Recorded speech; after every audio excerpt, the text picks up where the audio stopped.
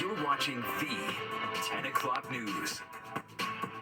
In the wake of a string of recent stabbings and slashings in and around schools, an NYPD program is taking the opportunity to talk to kids about gun violence. The program's called Blue Chips, and it brings city kids together with members of the NYPD for mentoring.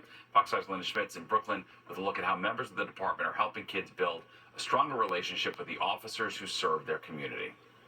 These are thugs in the streets just walking around with guns so you don't feel safe.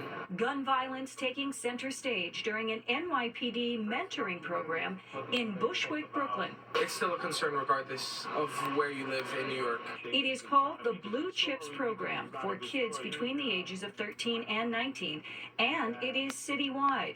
NYPD officers and executives fostering positive relationships with the youth in the communities they serve.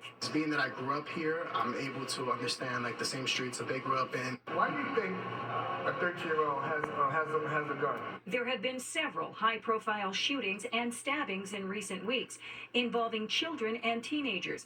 The NYPD hoping its mentoring program will help young people make wise choices. 17-year-old Anthony Witter wonders why law-abiding citizens are not allowed to carry guns when criminals have them. How does everybody else get to carry a weapon, but I can't protect myself? NYPD leadership sharing their life stories and experiences to connect and inspire.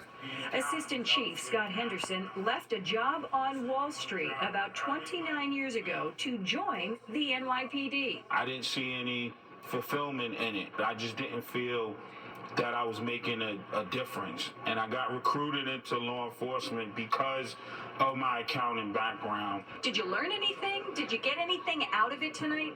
I mean, I learned that, they have a love for the job. They wanted to understand where we were coming from. With the goal of keeping them safe and focused on their education for a bright future. In Bushwick, Brooklyn, Linda Schmidt, Fox 5 News.